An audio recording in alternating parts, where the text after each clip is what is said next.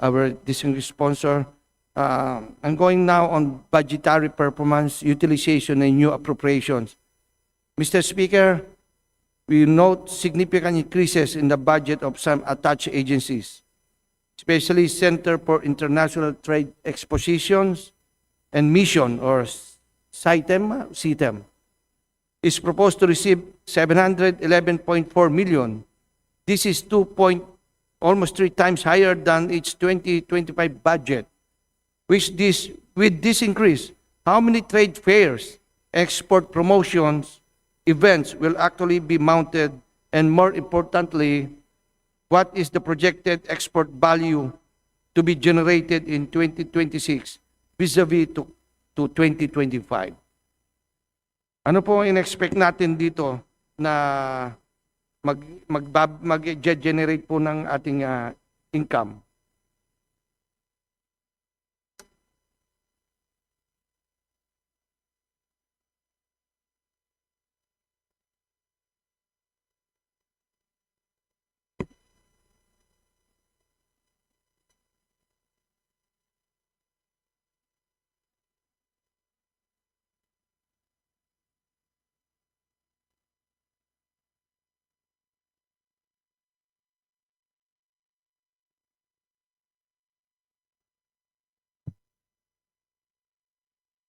So, for CITEM,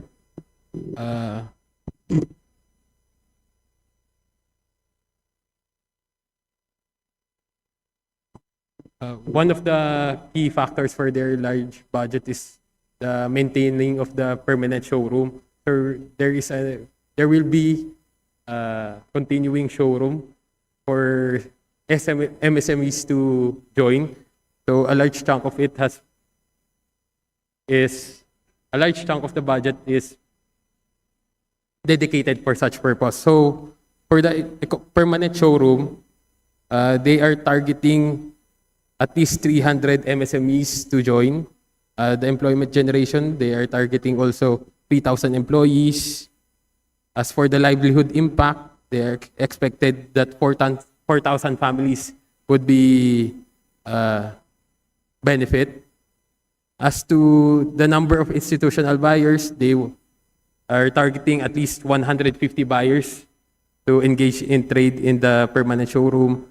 As to the number of events hosted in the permanent showroom, they are targeting 5 to 10 events, and for the number of participants during the said events, they expect at least 2,000 participants in the showroom. Aside from that, they also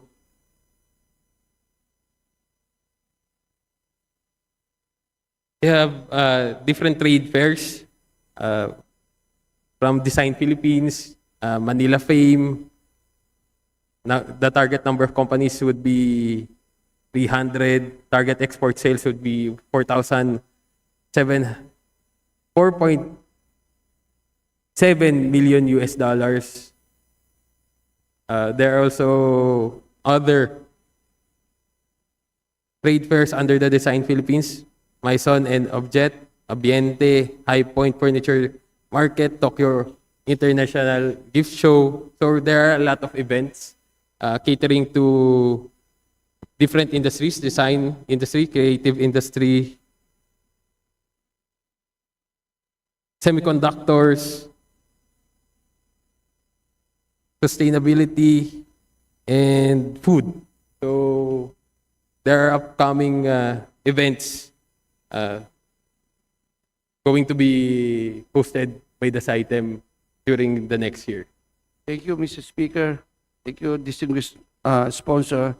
And I was happy when you mentioned almost over 2,000 MSMEs will be benefited from this expo, no? Aside from that, I'm going to the Aurora Pacific Economic Zone, or APECO, is allocated to 262.5 million, nearly double its 2025 level. Is this correct? Ito ba'y tama ho ba ito? Na 262.5 million.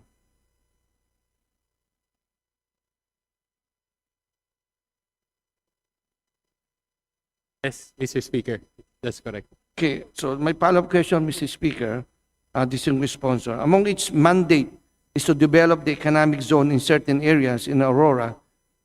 In concrete terms, how is APECO carrying out this mandate?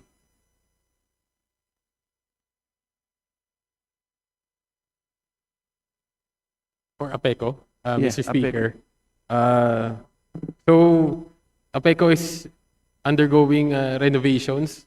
They have different promotional activities there.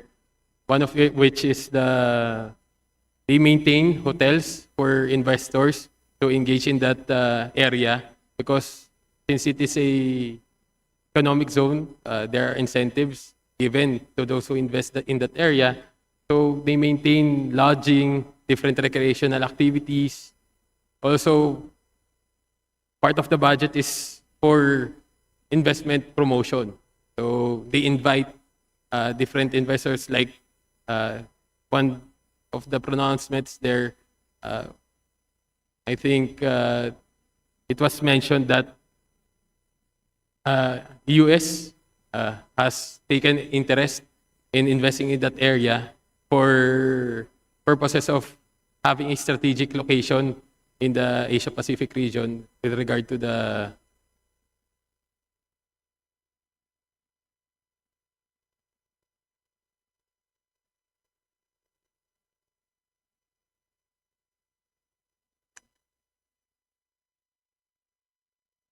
So, as mentioned also, there are also 4 ongoing business locators registering in that area also, Mr. Speaker. As we know, Mr. Speaker, distinguished sponsor, in order for us to attract more foreign investor, the major infrastructure projects, for example, in power distribution, water system, airport improvements, or roads, and how many we need this in order for us to have a data cost allocation and how many investor locators or jobs they're projected to enable. Ito po, pag naayos ba natin itong mga roads, bridges, power distribution, and water natin, especially airport, is already underway na ba? Underway na ba lahat yan? O nagsisimula pa lang tayo? And the completion date kung meron at kung kailan? As for the water system, Mr. Speaker, it is already completed. As for the distribution line, it is nearly completed. It's about 98% done.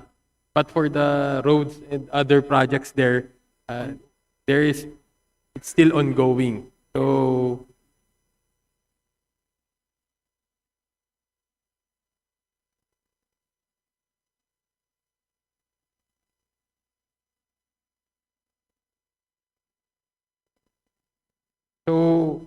for the airport, it is already expected that first quarter of the year 2026, there will be commercial flights.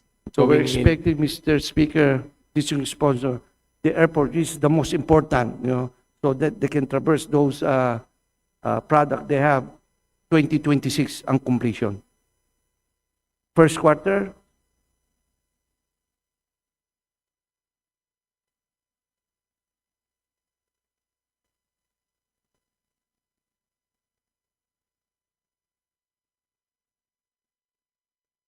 Well, Mr. Speaker, during the first quarter, it will start.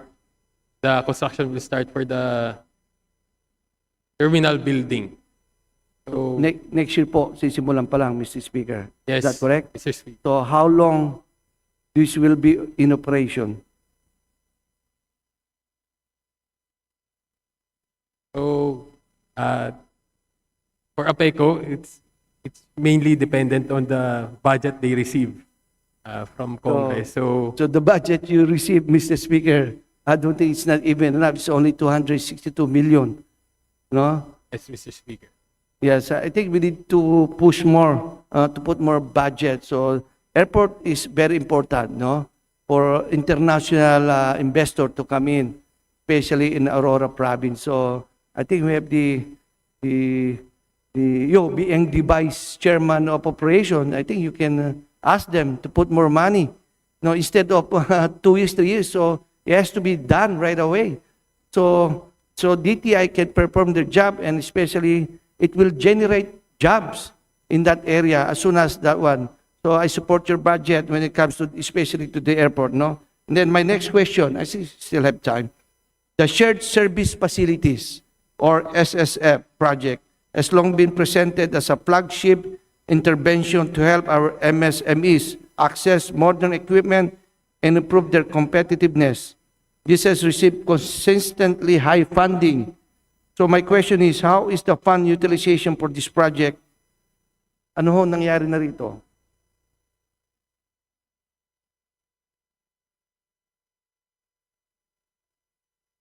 Mr. Speaker, dear colleague, for transparency purposes, I'm just getting the percentage, but from what I remember, the budget utilization as for shared service facilities in the past 2 years has been low, mainly due to different factors, such as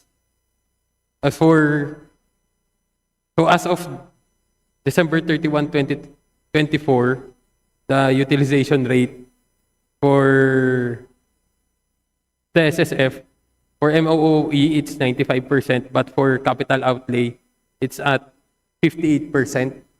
And for as of July 31, 2025, for MOOE, it's at 40%, but for capital outlay, it's at 9%.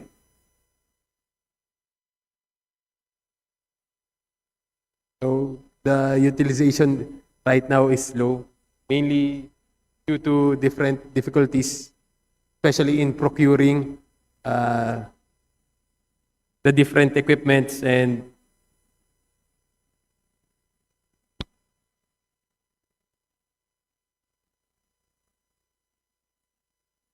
so for the reasoning for the low utilization of SSF funds, some of the initial projects were canceled due to the cooperators' withdrawal.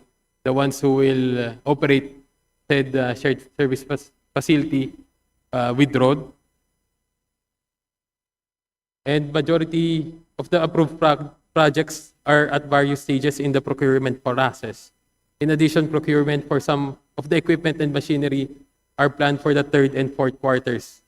That's why the budget utilization for SSF has been low. So it's very disheartening, Mr. Speaker, na mababa yung utilization rate. So, Mr. Speaker, distinguished sponsor, the Commission on Audit has repeatedly flagged issues in SSF implementation. How many of these problematic facilities have actually been resolved, rehabilitated, or liquidated to date?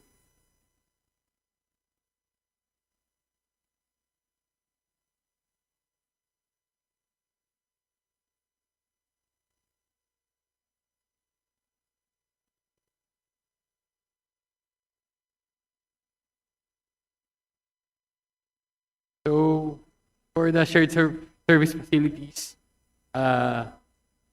from the number, there are at least more or less 3,000 shared service facilities in the country. I think 3% was already disposed of due to the non-operation of said shared service facilities. At least half are given to the operators and are successful in operating the shared service facility, but also at least less than half are still maintained by the DTI under their supervision and control, Mr. Speaker. Thank you, Mr. Speaker, distinguished sponsor. The BOI is asking for a 31.5% increase in its budget for investment promotion. Is that correct, Mr. Speaker, Mr. Sponsor? They were asking for an increase of almost 32%.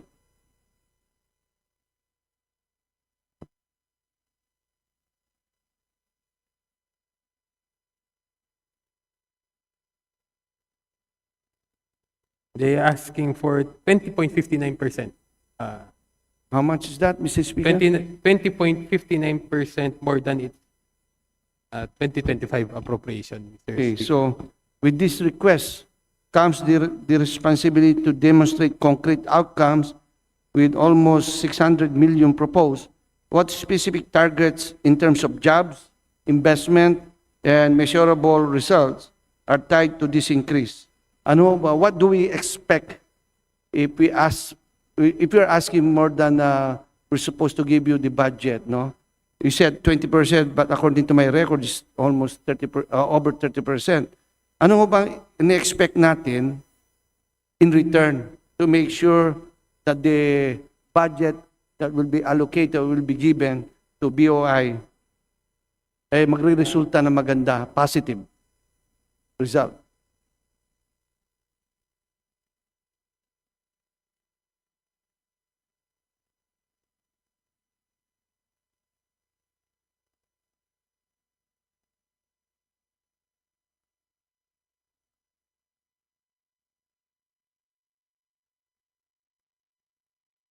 So, other than the investment promotion activities of the BOI, the budget allocated for them will also cover those fiscal support arrearages for comprehensive automotive resurgence strategy under the locally funded project. And also for the targets, I'm just getting the numbers, Mr. Speaker.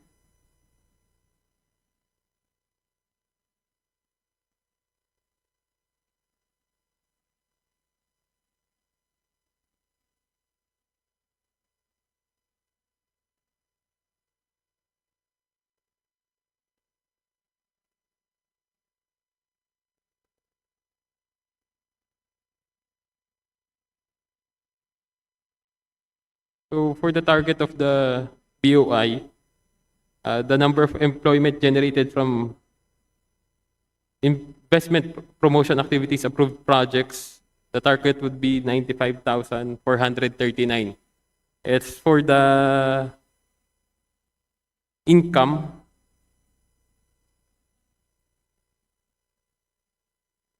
As for the amount and percentage increase in the amount of investment promotion agencies approved investments, it would be targeted at 1.151 trillion pesos.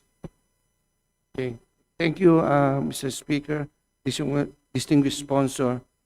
The follow-up question will be, what concrete efforts are included in this proposed budget to address the country's difficult business climate, particularly insolvency issues, which continue to weigh down our global competitiveness rankings? Ano ho bang reason bakit magkakaroon tayo ng mga insolvency as far as our investors are concerned? You have an issue like that, Mr. Speaker? Distinguished sponsor, mga insolvency natin?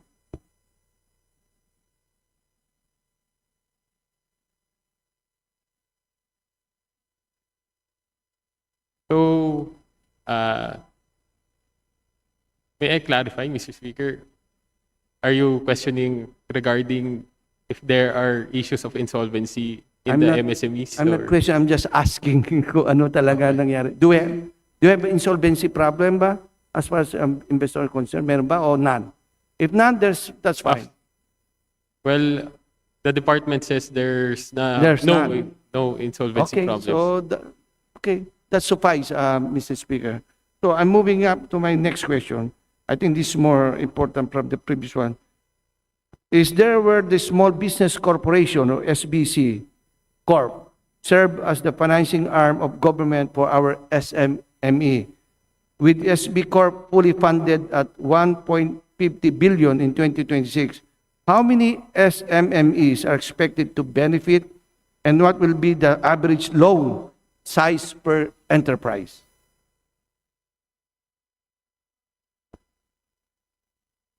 So, for the fiscal year 2026, they are targeting, the SB Corp, Mr. Speaker, is targeting at least 27,500 MSMEs to avail of their programs, Mr. Speaker. So that includes small to the bigger one, right? Na paglulong Yes. nyo, it varies. Yes, Mr. Speaker. Okay, thank you. So my follow-up question, given the Philippines currently records the highest MSME non-performing loan rate in Asian at 10.3%, what is the agency's target delinquency rate for 2026? And how many delinquent accounts are expected to be restructured or collected within the year? So as far as the Asian rate is concerned, for delinquency is 10.3%. And tayo po, ano bang in-expect natin rate ang mga delinquent natin? Just a ballpark figure, Mr. Speaker, will suffice.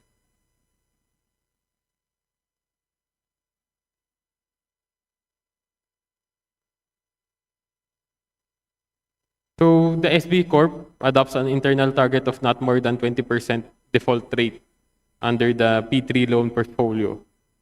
As of now, it is recorded at 7.35% default rate as of June 2025, Mr. Speaker. Thank you, Mr. Speaker. Since you mentioned the P3 program was designed to win MSMEs away from abusive 5-6. Alam naman natin mga 5-6 talagang loan shark yun kung tawagin natin. But its long-term impact depends on its sustainability. How will loan repayment be closely monitored to ensure that the P3 program remains sustainable and continues to benefit MSMEs without overburdening public resources? So do we have any catch-up plan to make sure that the P3 will be sustainable in the future to come? Ano bang in play natin ginagawa natin ngayon to safeguard, to make sure the P3 will be sustainable?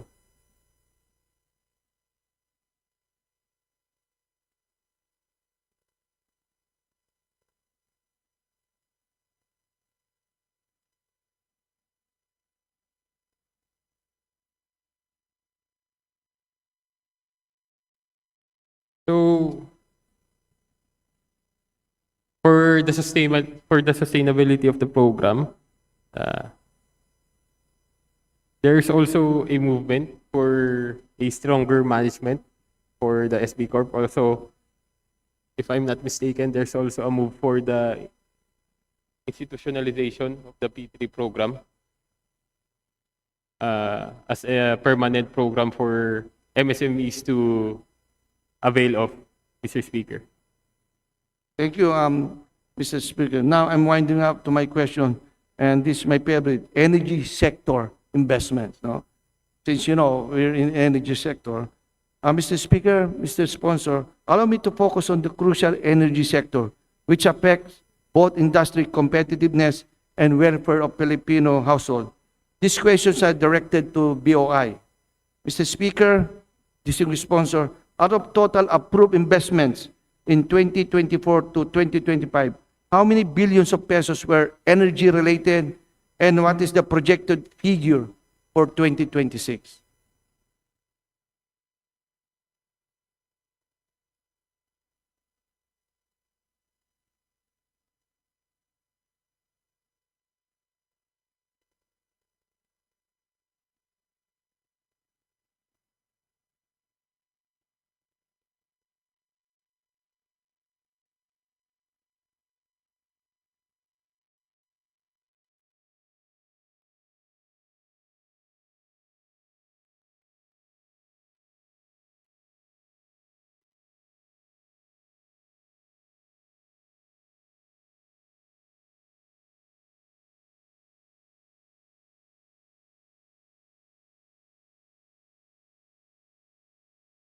Mr. Speaker, for 2024, the investments totaling, there are a total of investments of 1.3 trillion for renewable energy. As for the 2025 numbers,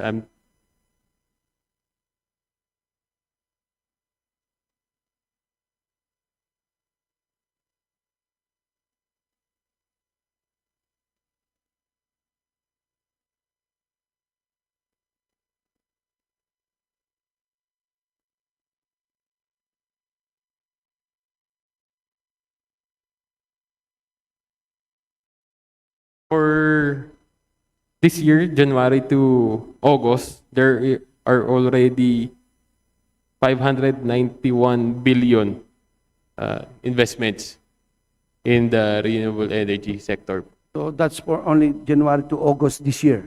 Yes. And then how the projected figure for 2026?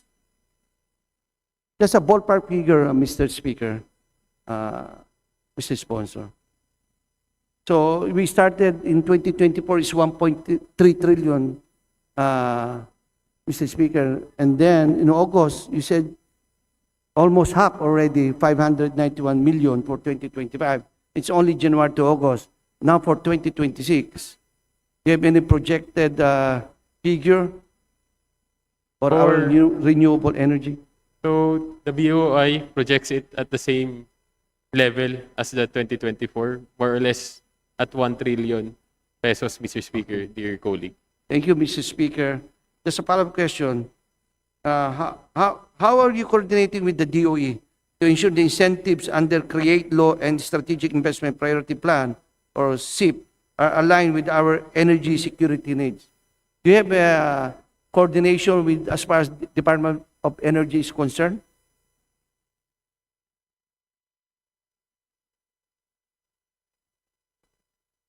So for the BOI, Mr. Speaker, there is full coordination with the DOE. So they consult with the DOE regarding the guidelines on which companies to register to the BOI, Mr. Speaker. Mr. Speaker, the reason why I asked that question, because as you know, energy is very volatile, no? So every month, nagbabago ito. So I hope they have a liaison officer between DTI, the BOI, and of course the DOE. And kasi importante po ito, no? So this will be my last question, Mr. Speaker, Mr. Sponsor. How many approved energy projects are located in off-grid or underserved areas? What is the committed completion timeline for this? Do you have any idea, or it's more on DOE ba ito? That's why I keep on saying that DOE and BOI, Mr. Speaker, should have a meeting almost every month because nagbabago kasi ito eh. Do you have any idea? O ganyan? Mr. Speaker, the BOI is not ready with that information, but they will generate such data and give a copy to the distinguished colleague for their information. That would be enough Mr. for me, Mr. Speaker, Mr. Sponsor. For my closing remark, Mr. Speaker, if you allow me, I thank the Secretary of Trade and Industry, of course, our distinguished sponsor, as well as the leadership of the Board of Investment for answering the questions raised by this representation. It is my earnest hope that the responses provided in this chamber will not remain as only statements on record, but will be translated into concrete actions and measurable results felt by our MSMEs, our industries, and every Filipino consumer. I support your budget of the DTI. Thank you very much, Mr. Speaker. Thank you very much, Mr. Sponsor. Thank you. Thank you very much, Representative Presley De Jesus from PhilReca. Majority Leader. Mr. Speaker, next to interpolate the sponsor, I move to recognize Representative Antonio L. Tino of ACT Teachers Party List. Representative Antonio Tino from ACT Party List is recognized to interpolate the sponsor.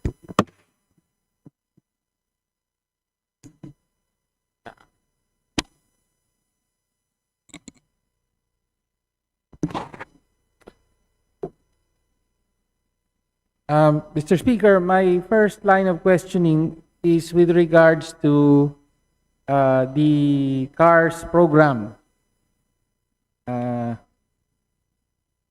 The Comprehensive Automotive Resurgence Strategy Program. This is under Executive Order number 182.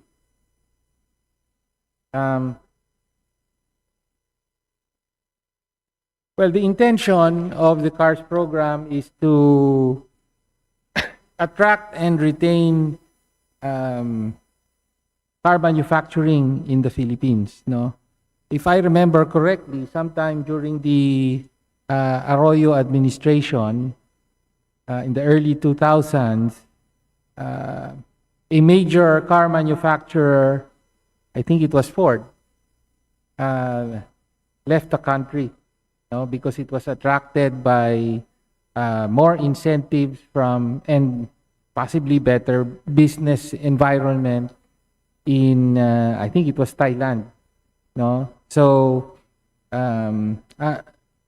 this CARS program, which provides incentives to car manufacturers, is the result, no? So gusto po nating malaman, ang pinakalayunin po natin ay nakakatulong ba ang programang ito sa pagtatag ng isang car manufacturing industry sa Pilipinas, no?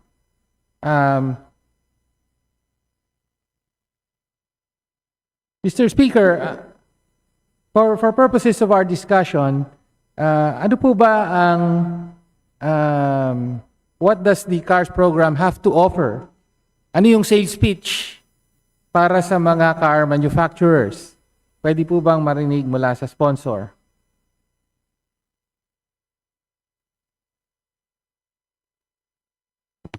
So for the CARS program, the program covers the following activities in the manufacture of four-wheeled motor vehicles of 3 enrolled models. So they mainly cover production of the model, manufacture of body shell assembly, and large plastic assemblies of the model, manufacture of common parts. And for the qualifications, they anticipate a participating car maker, an internationally recognized car maker, brand owner, and/or its authorized in-country licensed manufacturer, acting jointly with an internationally recognized car maker. For the incentives given,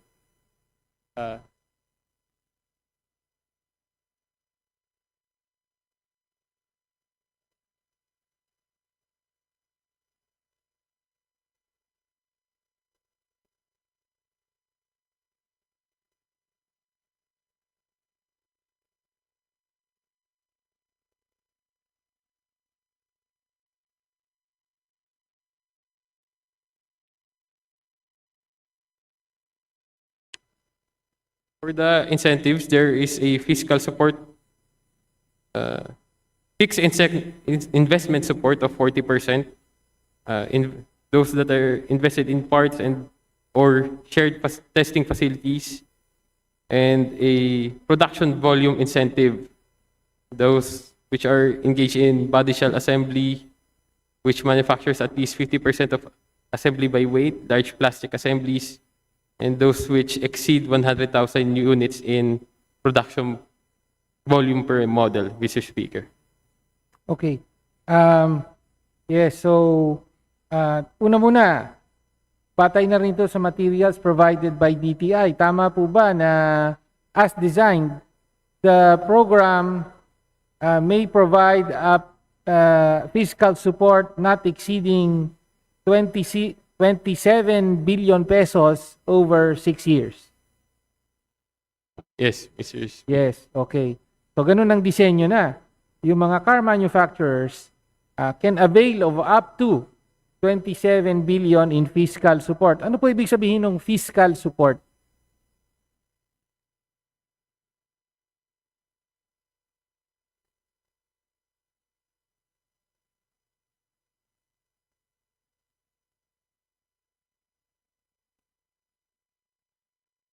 So the fixed investment support, it means that 40% of the capex or the capital expenditure by the car company or car manufacturer,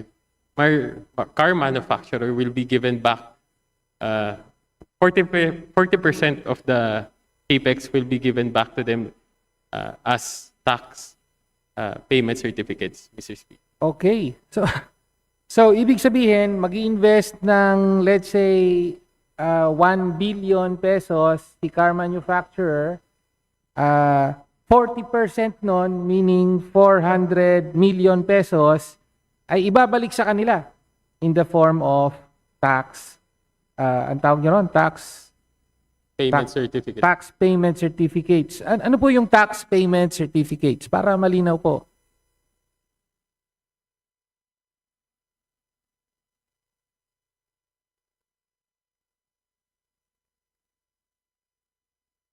So, a tax payment certificate is a document issued to the car manufacturer in which they can use it to pay their tax liabilities Ah. to the BOC or to the BIR. Mr. Ayun. Speaker. Okay, so let's say si Toyota, car manufacturer, nag-invest ng 1 billion, yung 400 million, 40% nun, ibabalik sa kanila, tax payment certificates, pwedeng gamitin nila pambayad na sa buwis, no?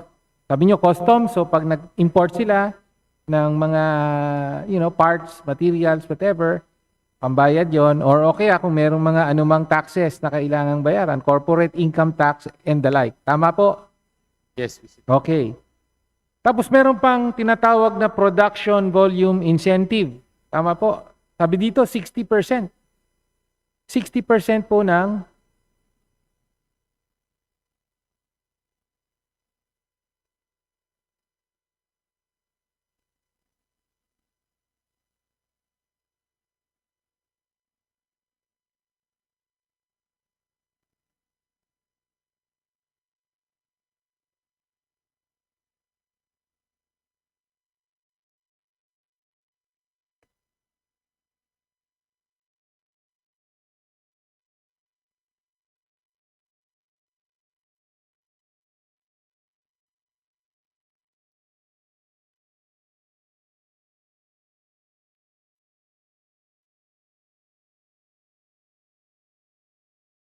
So, for the BOI, there is a $1,000 US dollar allocated per unit manufactured. So, 60% of that would go to the production volume incentive, Mr. Speaker. okay. Yun yung production volume incentive. 60% of 60% of the the $1,000 US $1,000 dollars. per unit per car na subsidy. Okay, Yes, so Mr. Speaker. $1,000, so mga 56,000 pesos or so. Hindi ko alam ang exact exchange rate ngayon. But this is if the manufacturer produces more than 100,000 units. Yes, Tama Mr. po. Okay.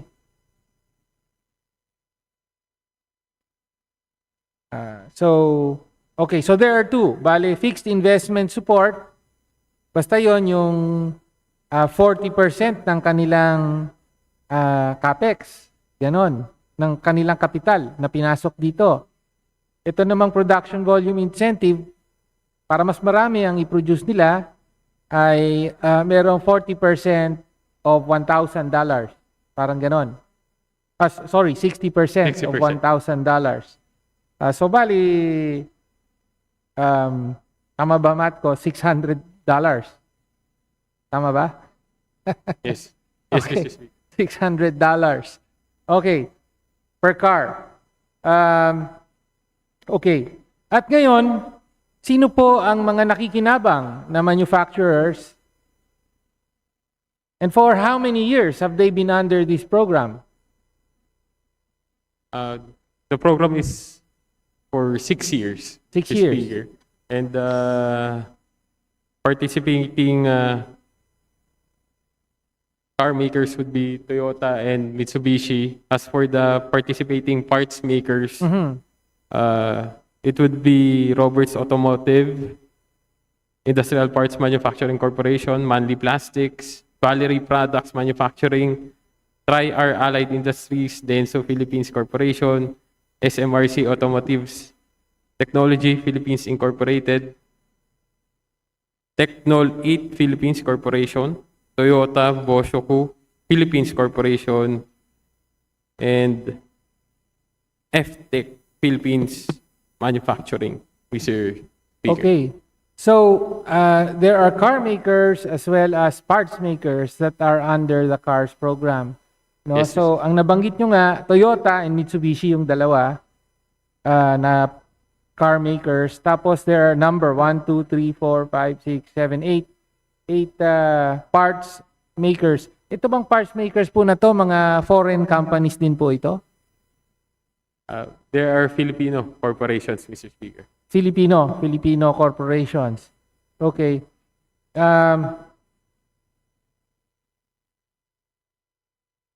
And you mentioned the CARS program is 6 years.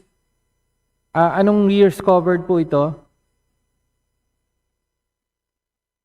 It's from 2018 to 2024, Mr. Speaker. 2018 to 2024. So tapos na po yung Yes. CARS program. And Yes. will there be an extension or renewal of this program? Mr. Speaker, there would be no renewal of the So program, but Oh, there is another program called RACE, but there is no final guidelines yet okay. for the RACE program. So tapos na yung CARS program, natapos nitong 2024. Tapos pagkakaroon ng bagong program which is RACE. Yes, Mr. Ano nga Speaker. po yung RACE?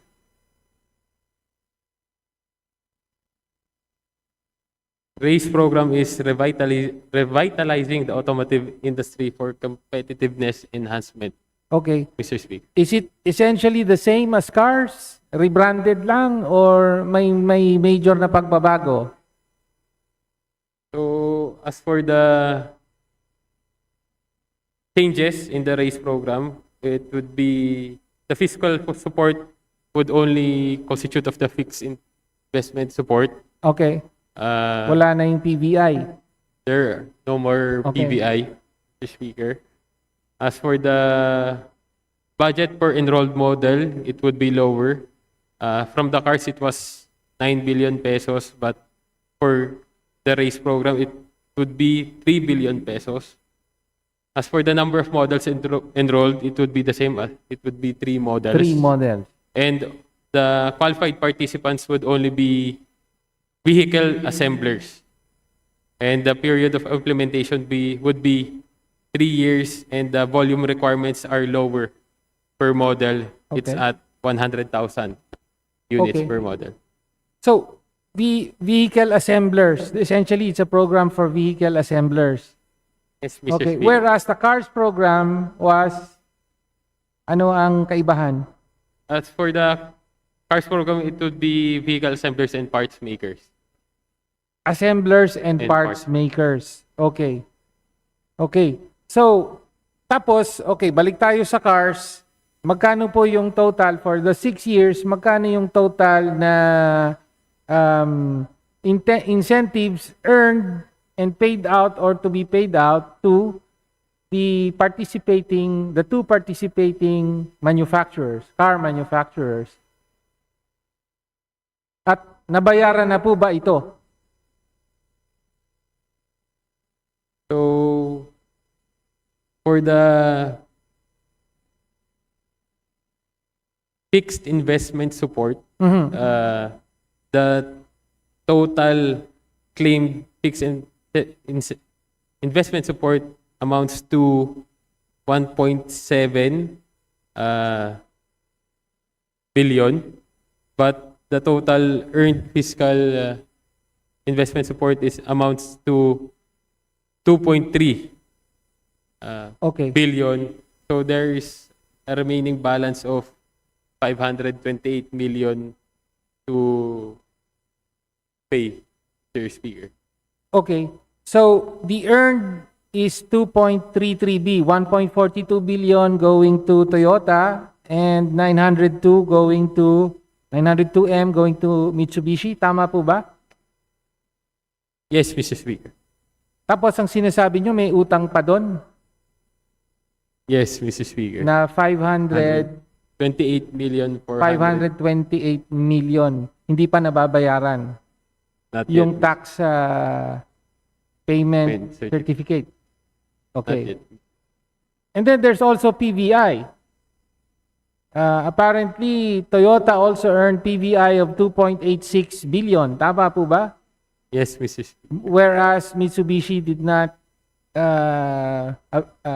qualify, I suppose. So mas mababa pala ang production volume ng Mitsubishi, apparently. Ganun ba yun? Okay.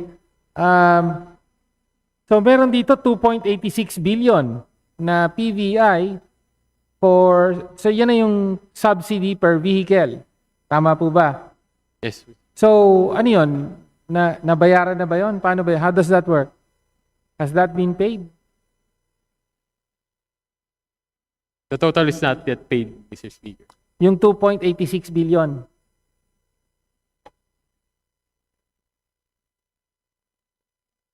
So may utang pa ang gobyerno. I'm just getting the data for the once claimed fiscal production volume incentive.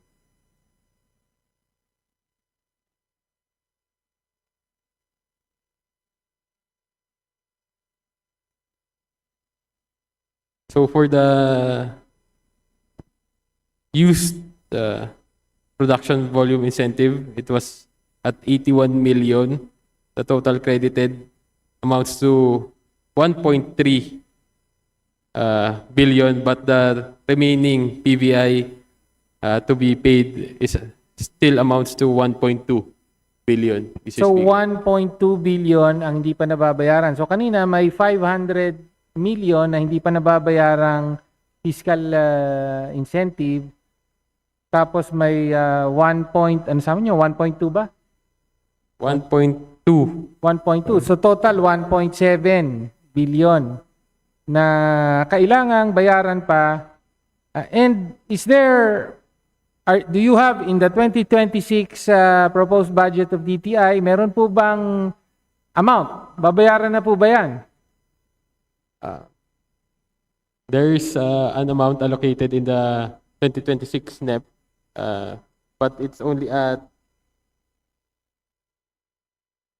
225 million, Mr. Speaker.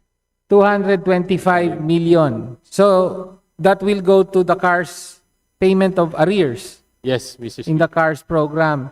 So partial pa lang, partial. Ganun Yes. po ba? Yes, Mr. Speaker. Okay.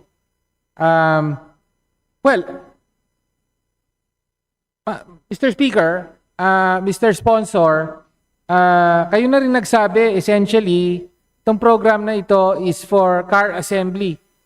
No? And then, in the race program, inalis nyo na nga yung parts manufacturing. No? So, purely car assembly. Pag sinabi pong assembly, tama po bang intindi ko? Essentially, that means importing the built parts from other countries and then pagsasama-samahin lang dito. Tama po ba? Parang Lego, kumbaga. Yung ibang mga pyesa at sub-assemblies ay nabuo na sa ibang bansa, dadali na lang dito for final to put them together finally and then finally sell them on the Philippine market.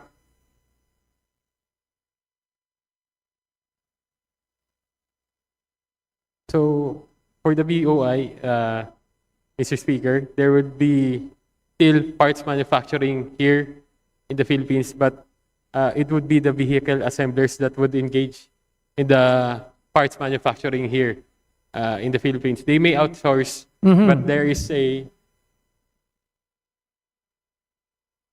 a mandatory parts maker manufacturing here in the Philippines, Mr. Speaker. Okay, ilang porsyento po would be mandatorily required to be manufactured here?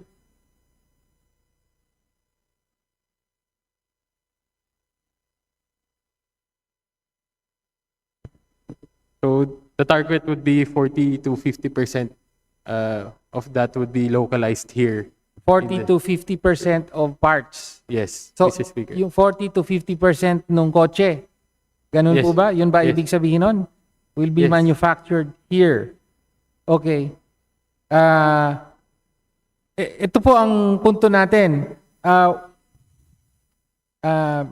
Kung sakaling mag-decide ang manufacturer, okay, tigil na namin itong production ng or selling of these models here, wala na. Tapos na yon. Tama ba? Yes, Mr. Speaker. Okay. In other words, this program will in no way enable the Philippines to domestically manufacture the whole car. Tama po ba? Wala pong component dito ng pinaka-importante, technology transfer, including yung transfer ng IP. Yes. Yung intellectual property. Tama po? Yes, Mr. Speaker. Wala po. So talagang walang yung truly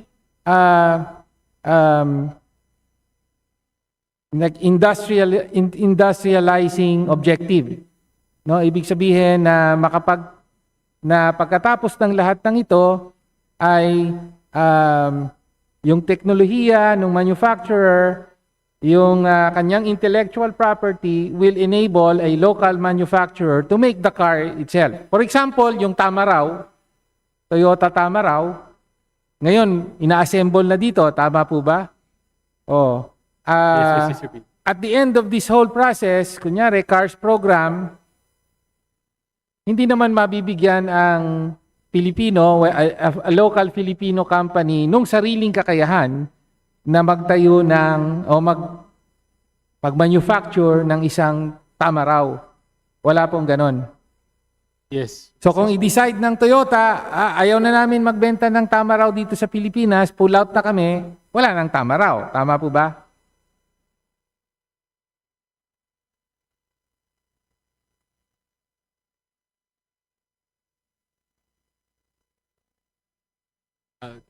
Yes, Mr. Speaker. Technically, they would not be able to Okay. sell the Tamaraw as their own design. Opo. So, yun lang po. Siguro ang pinakamahalagang punto natin ay ang gobyerno pa natin ang nagbabayad sa Toyota at sa Mitsubishi para manatili sila rito at mag-assemble ng kanilang mga sasakyan. So, may utang pa nga tayo. Sabi kanina, 1.7 billion pesos. Sila pa ang babayaran natin. No? So that they will manufacture their cars here, their vehicles here. Samantala, hindi naman tayo nakakakuha nung teknolohiya para eventually makapag-produce tayo or a local company ay makapag-produce ng sarili nating vehicles. Why do I mention this? Because ito po ang malaking kaibahan sa ibang mga bansa. This is how a country like Malaysia, katabi lang natin, was able to build up its own domestic or local car manufacturer. So alam natin, meron sila halimbawa yung Proton. Kung nanggaling kayo sa Indonesia recently, makikita nyo sa mga kalsada, maraming mga sasakyan doon, Proton ang tatak. Okay. Paano nangyari yon? In the 1990s, meron silang mga ganito rin, local assembly ng Mitsubishi. However, there was a technology transfer component. No, sabi, sige, pasok kayo rito, pwede kang magbenta sa Malaysian domestic market, pero in exchange, ipasa nyo yung teknolohiya nyo sa amin. No? So, that's how Proton came about. No?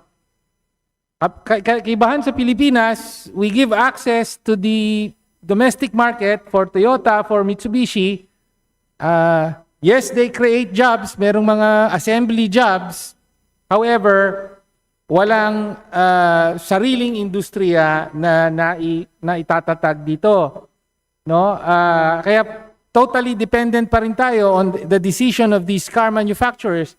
If they feel, halimbawa, napakaliit na ng incentives nyo, hindi nyo pa binabayaran, may utang pa kayo. Alis na nga kami, doon na kami sa Vietnam.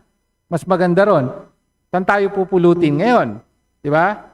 Wala tayong sariling industriya. So ito po, ang gusto ko po nating i-highlight yung